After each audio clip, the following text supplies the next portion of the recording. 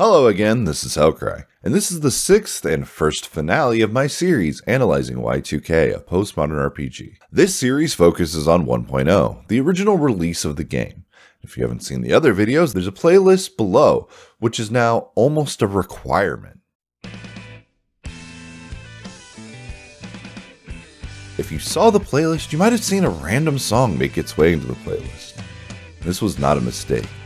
That's not to say this song is needed to understand the story of YIIK, but this is a song that represents the same thing as the game.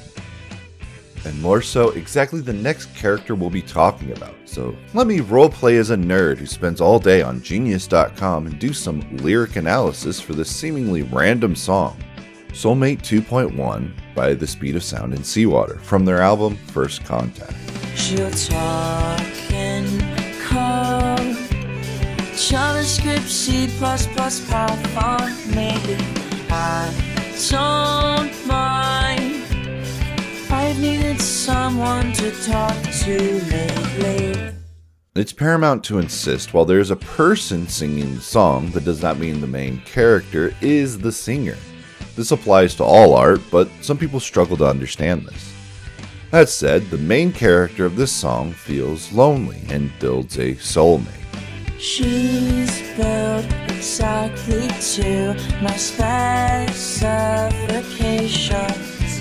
A deity designed by me. Soulmate 2.1. With all the traits I've looked for in one container. Even still, she couldn't feel plainer. The main character has quite literally built an ideal partner for themselves, and as the lyrics go on, What have I done, my darling, exchange for this callous automaton? they've substituted their lover with this empty shell, something that can't love it back the way they love it. Something that appears to be perfect, but is hollow. I believe this goes further than essentias, replicas, or whatever weird waifu thing. This to me would be a metaphor for how people construct a version of the person they meet during the honeymoon phase of a relationship, where both people are so infatuated with the idea of the other person that they haven't really allowed that person to be themselves yet. This metaphor works flawlessly with this song because its nature of quickly constructing a soulmate. I'll try harder next time to work out all the glitches we find. And how, despite the fact that it all came crumbling down, we often fall back into the same routine again of constructing an idea of someone. Soulmate 2.1.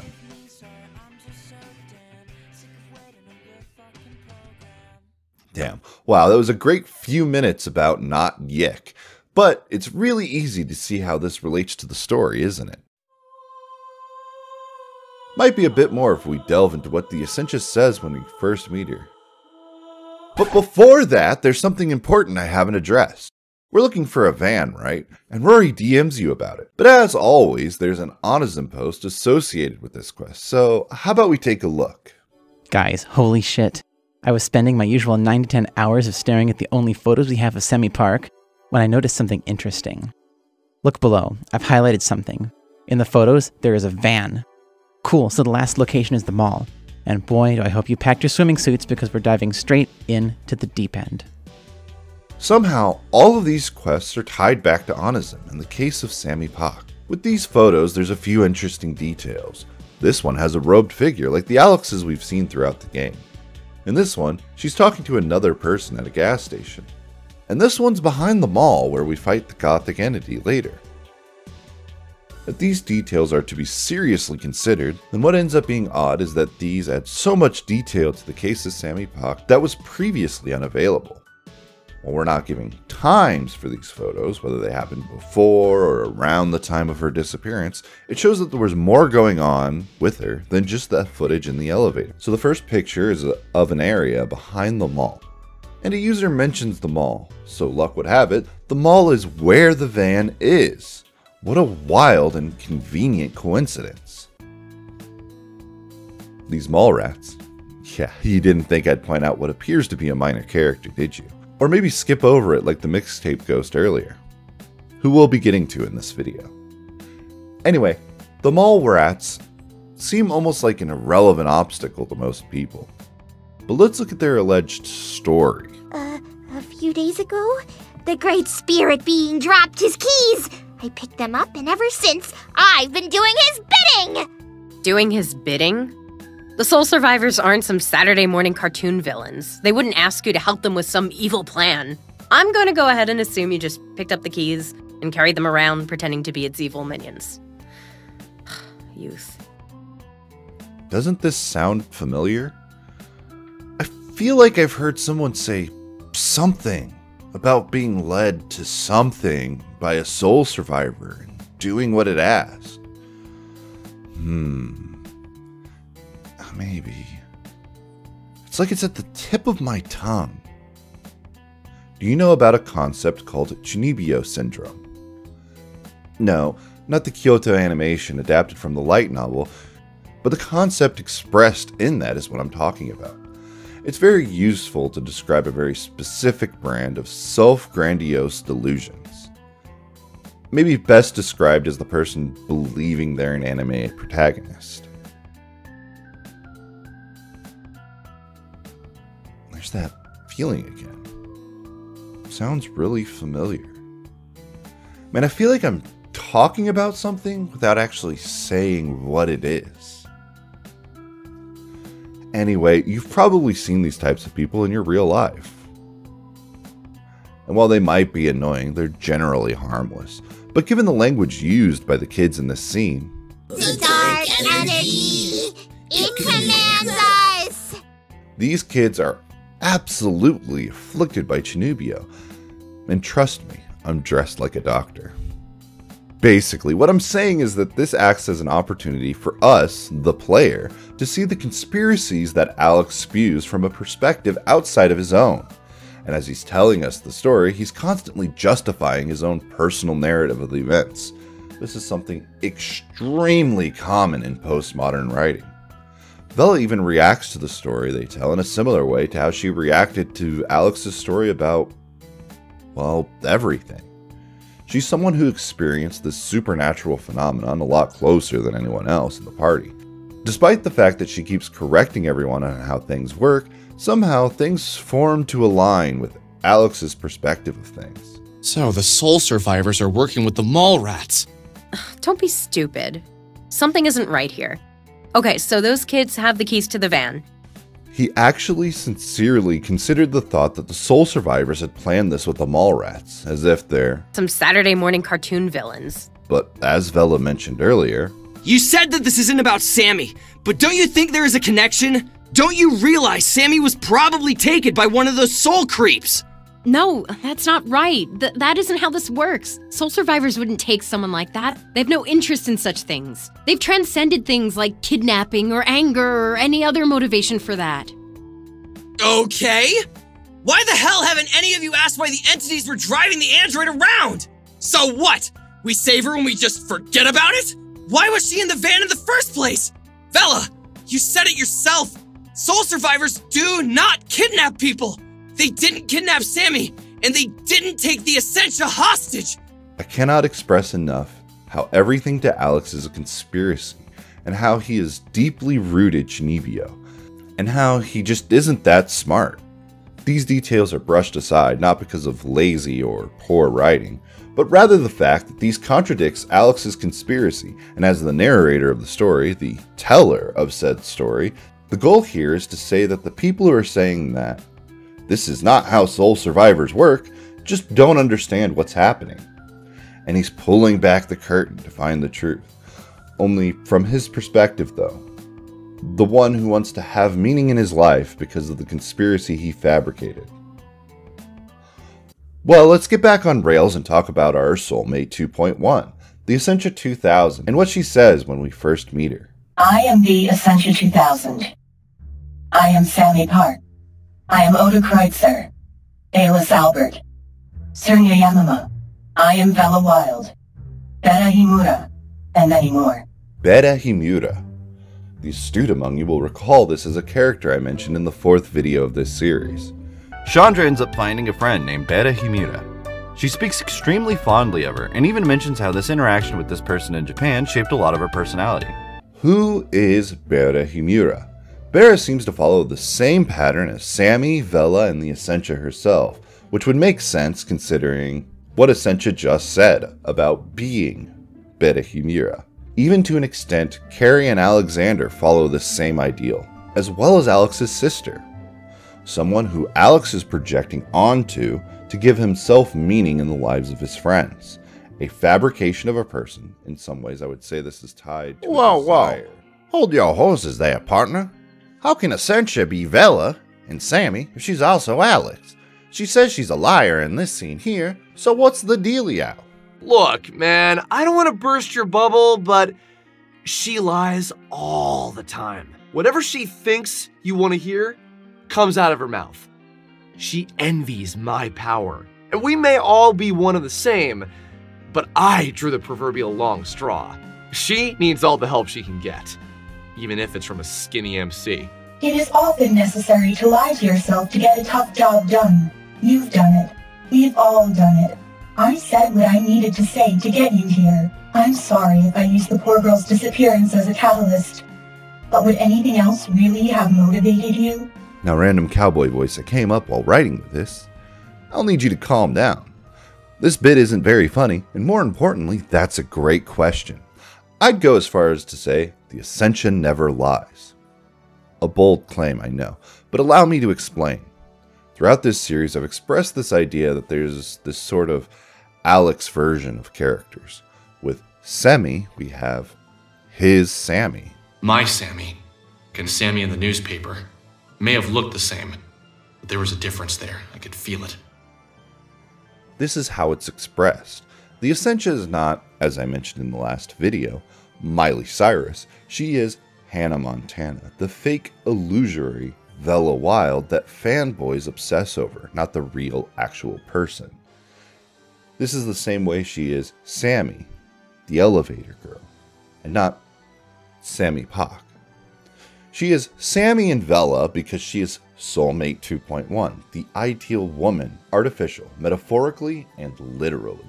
We are soulmates, in the true sense of the word. Here, what Alex perceives is the concept of a soulmate, a person that you are destined to be with.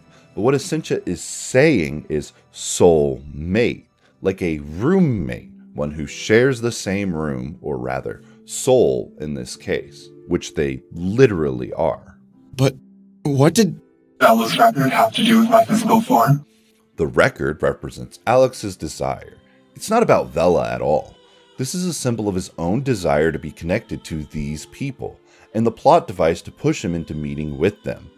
In other words, it's an excuse he created to talk to these people.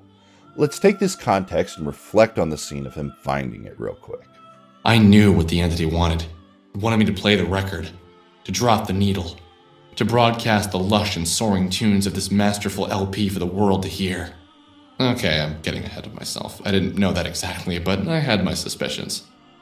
There's nothing here. It's empty. Hey, not my fault. Do you know where it is? Does it have to be this record? What about one of the others? Here, we see that the entity had been living with Alex. It had been here a while. Haven't you noticed it? It had been here since I returned home from college. Maybe even before. Upon her voyage into the void, I entered, and I followed you home. I lived with you for weeks as I gained my strength. Finally, I was able to appear to you and guide you to the radio tower. If the entity is the Essentia, as is suggested by this, and we know that the Essentia and Alex are the same, this scene instead reads as a petulant tantrum that Alex gives, that this must be Vela's record, and that it has to be her, and that this adventure which brings them all together. It's not like Alex was unable to read the record jacket. Look, I'll swing into town in the morning and see if they have this record, this mystical Ultima LP legend or whatever. Then why does he act surprised when Mark tells him that it was by Vela Wild? Well, I would hazard a guess that he was feigning ignorance. Humor me for a moment as I recount what I think is entirely a plausible read on the situation. After the falling out with Rory, Alex is singled out and alone for weeks. He misses his friends, but they go out of their way to avoid him, saying they're studying for the SATs that they already took, or are sick, or whatever. And as one of these people is this mysterious girl who is clearly a musician, and he wants to have a reason to talk to this girl that he's clearly attracted to, and this man is chronically online, do you think for a second he wouldn't try to look her up and bring up something from her past? Well, yeah, but she's from a different reality. Onism is a bridge between these realities, and this is clearly demonstrated in a few posts. I believe this is the reality of this mysterious record. Now, let's dive into an exhaustive, excessive, and extreme analysis of every single element of Essentia's mind dungeon. If you join me now, I'd like to take you on a journey.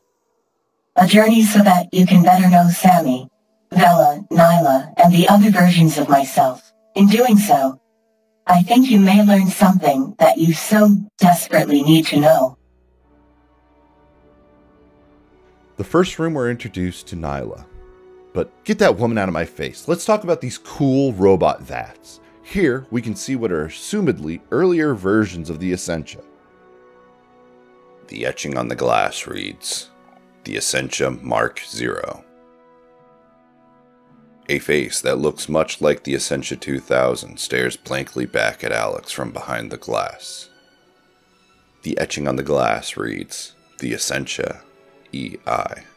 However, one of them provides a different line. Alex can hear the countless thoughts of others while staring into this model's eyes. Alex almost threw up.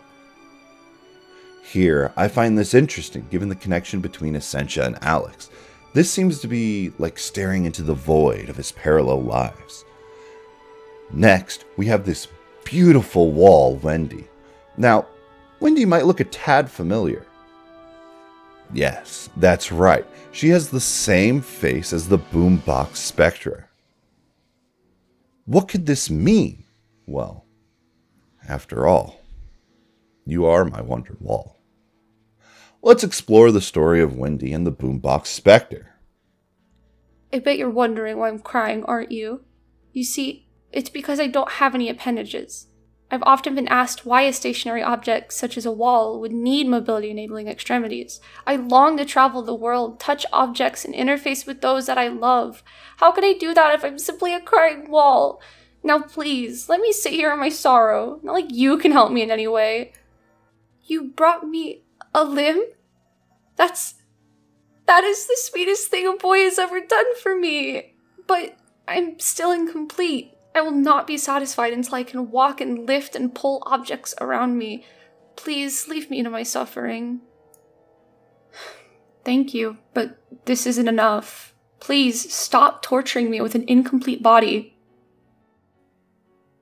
Here, our wall friend has Alex gather the pieces within the deep reaches of Essentia's mind, yet again fabricating a woman within his mind.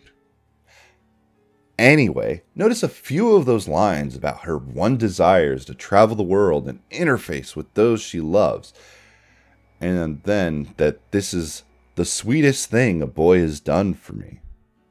How about we go on to Onism for answers and see what that might be referring to?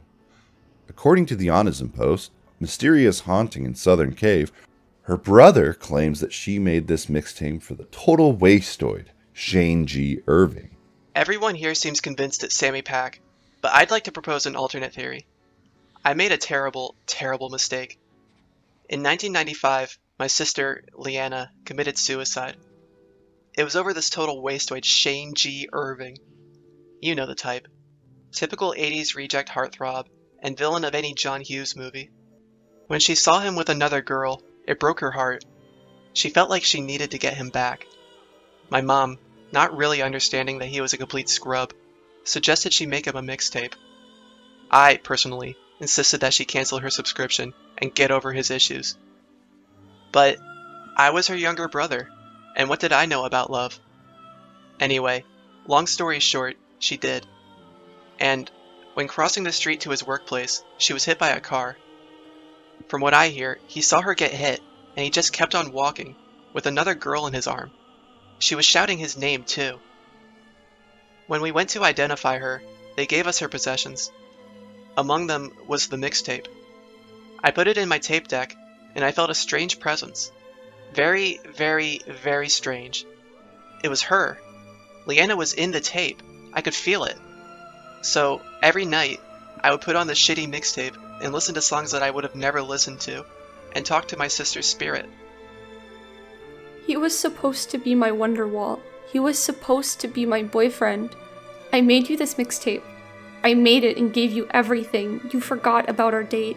I ran across the street when I saw you. I was so excited to throw my arms around you. And what did you do when you heard me shout your name? You turned away and you put your arm around her. What did she have that I didn't have? I made you this stupid mixtape. I was never good at talking. I can't say things like you can say things. So I thought maybe these stupid songs would make you know how I felt. But you didn't want me for me. You were so cruel. You didn't even stop when the car brakes screeched and my body hit the asphalt, when the red from my head poured onto the ground and everyone screamed. I was invisible to you. I was dead. Damn you, Shane G. Irving. This mixtape was for you. Love makes people do crazy things. Make mixtapes of terrible pop songs, run in front of cars, refuse to move on to the afterlife. However, the name is different from Wendy. As well as when we meet him, his dialogue is a bit odd. Not to mention how he describes her death as suicide, despite both characters' recollection of events being more so along the lines of an accident. You. That look in your eyes. Could it be... Do you have Leanna's mixtape? This is it. I feel as though her spirit is free now. Thank you. At the end of his post, he'd said he'd do anything to have this tape returned to him, but at the end he just says thanks. If we were to give it to Shane, he becomes haunted, but doesn't recognize the story. I handed the tape over. What is this crap? Some sort of cassette tape? I don't get it. Does the name Liana mean anything to you? She wanted you to have this. Nope. I don't know anyone by that name. Is she hot? Maybe I'll call her later. Where's that music coming from?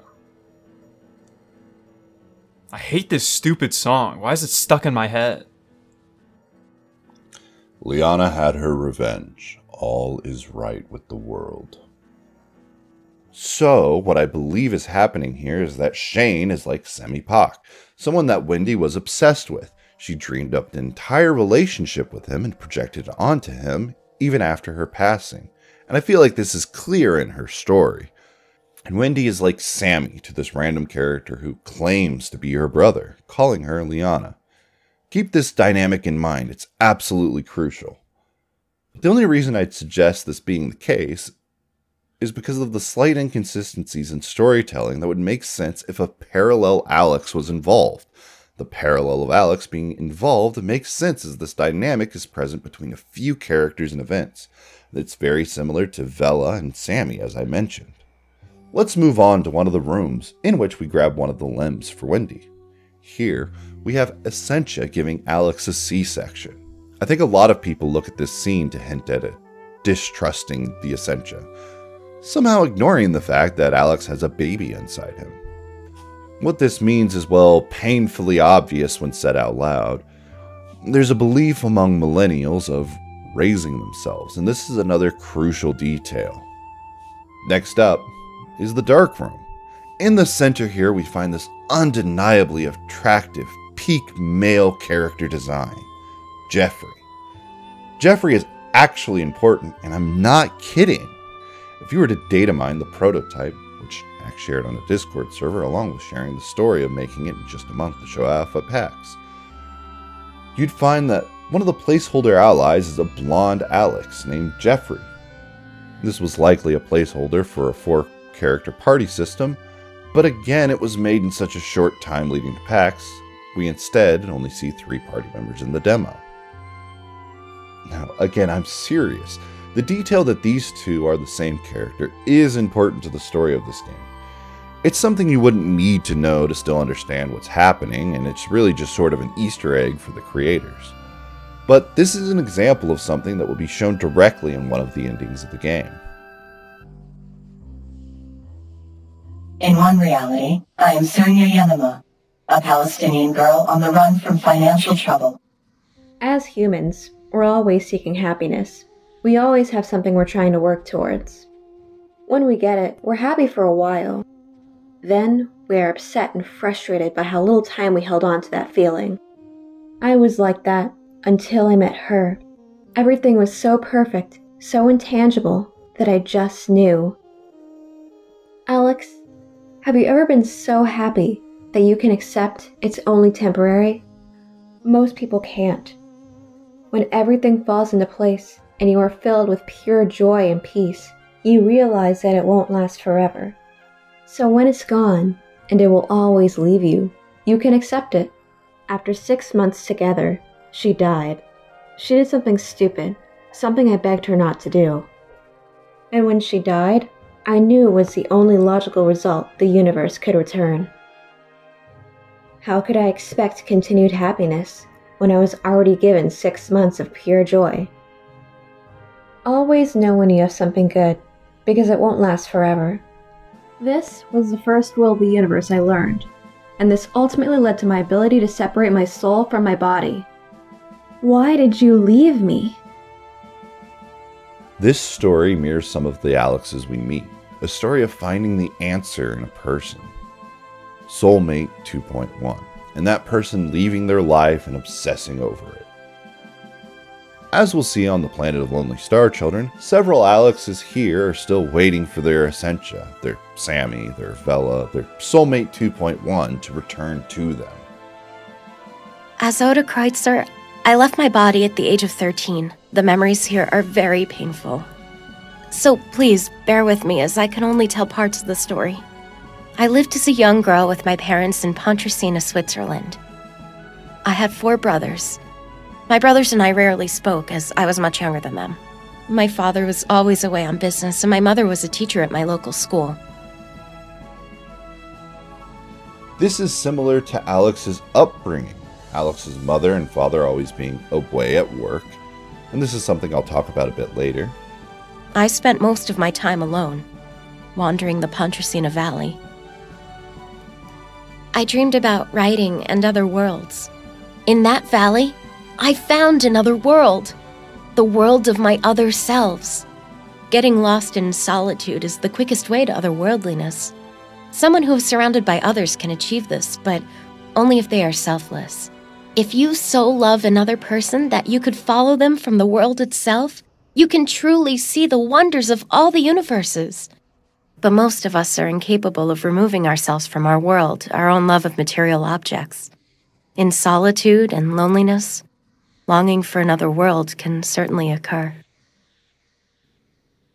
In some ways, the story will mirror Vela's story. However, I think it's only on the surface level. I believe the story of Vela's past life is something that was tragic and affected her. However, the result in her coming to this new reality resulted in her being a new person.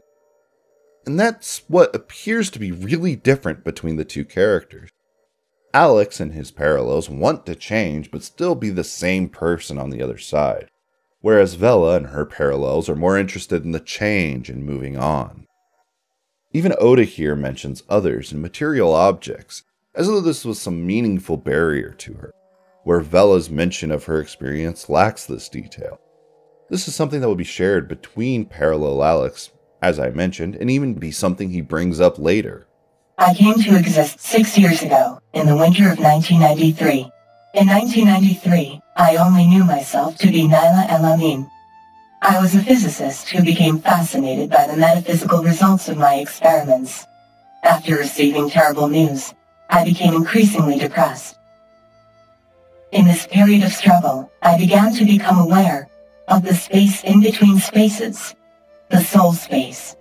I longed to leave my reality and explore the various facets of existence I had just discovered. But my body was weak, and I was going to die. I feared separation from my own body, so I created the Essentia 2000. Except it wasn't that me, Nyla Elamine, who brought the plastic me into existence. I was weak, and my completion of the Essentia 2000 was many months off.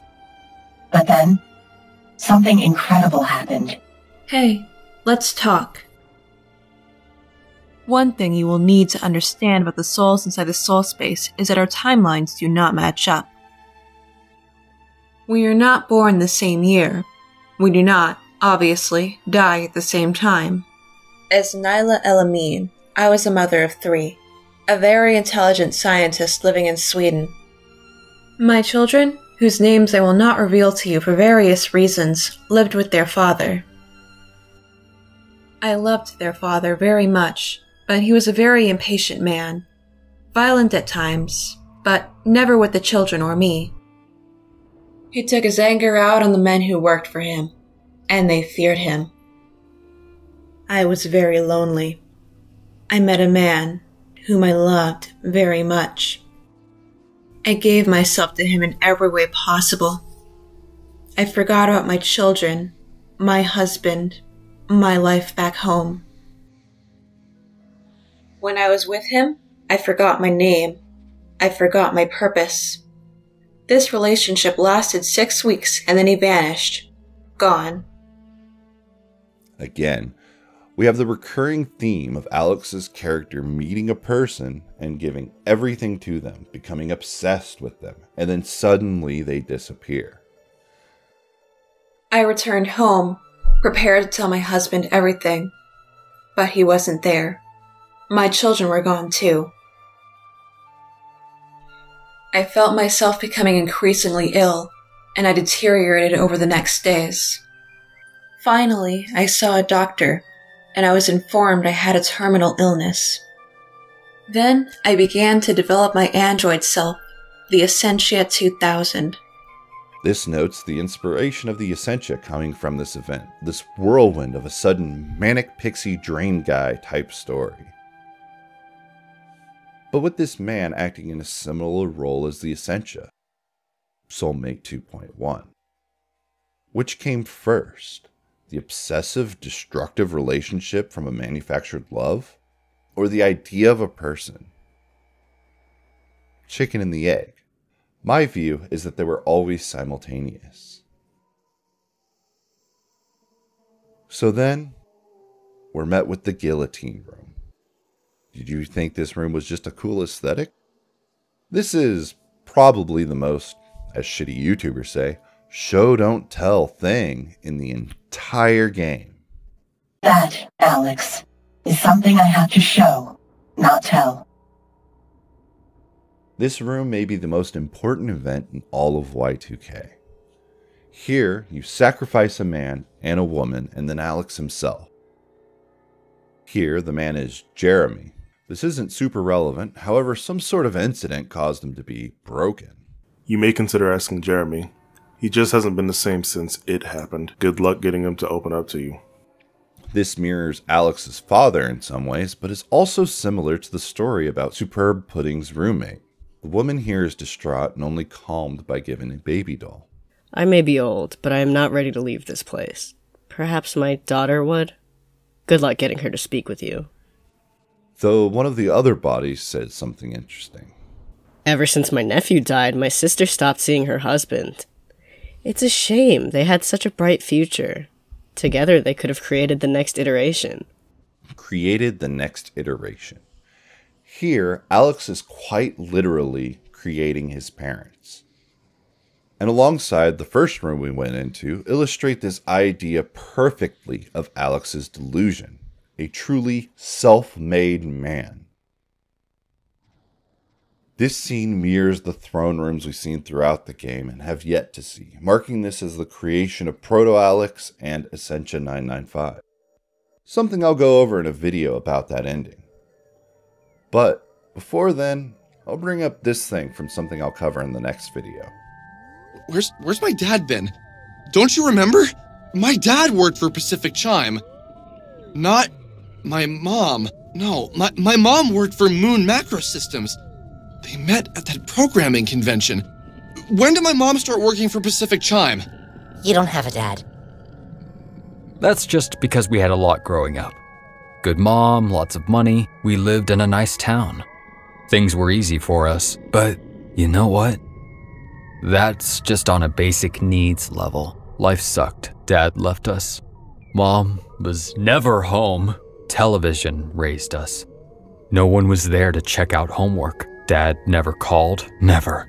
Well, now we're reaching toward the end of Essentia's mind dungeon. Just one more stop. Alex, I can't recall this life. For some reason, it's blocked to me. Why is Yuzu's life blocked to her? This is because the Essentia is Alex's ideal woman, his soulmate 2.1, and he wouldn't naturally consider that his ideal woman could be a man in another reality. There's a certain rug pull going on here. As per Alex's perspective, we were supposed to view the previous characters as Vela-like.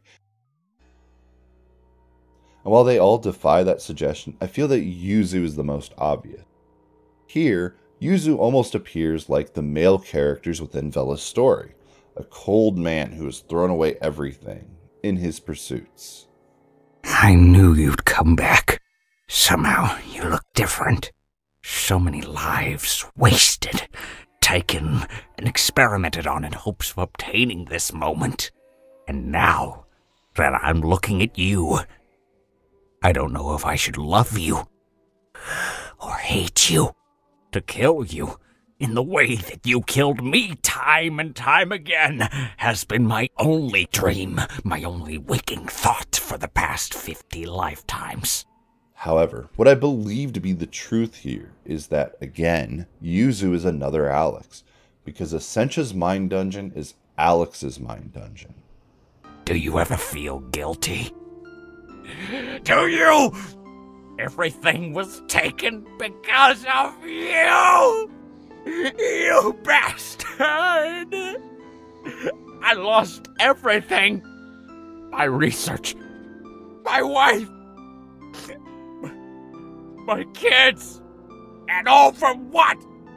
For you! What the hell were you worth? You're a thief! Nothing more! I regret ever laying my eyes on you! Mom, is that you? Alex, I'm sorry. I'm really sorry. I didn't mean to say such terrible things. Come here. Let me hug you. Let me say I'm sorry in your ear. Alex. Why? Yuzu here addresses Alex's mother. Why would he do this? This only makes sense if you consider what I mentioned earlier about the self-made man, and how Alex constructs his parents here. A common theme in stories is kill your father, or how people struggle with the conflict of their parents. Here, when a person has decided they are self-made, the only person they can blame is themselves. Notably, the only other men that show up in this mind dungeon is Jeffrey, who has been twisted beyond recognition, a crazy man who acts as a sacrifice, and Alex himself. This is clearly because this is Alex's mind dungeon, the selfish desire of having a woman made exactly to complement him. She's built exactly to my specifications. A deity designed by me, Soulmate 2.1. Next time, we'll descend into the depths of Alex's mind dungeon and finally talk about our protagonist and his story. But as always, I need to thank the people who made this video possible. Libby94 for voicing BearsNecessity. Ginger Bear for voicing Boombox Ghost and Wendy. Big Show Rules for voicing Heartstrand. Some Dude Other for voicing Claudio and the potential victim. Robin for voicing Alex. Frail Dog for voicing Shane G. Irving. Cella Stuff for voicing Naila Amin and Serna Yemina. Minty Zed Grimes for voicing the potential casualties. Ropesnek for providing the art in the video. and Linguistic Spaceship for various other help.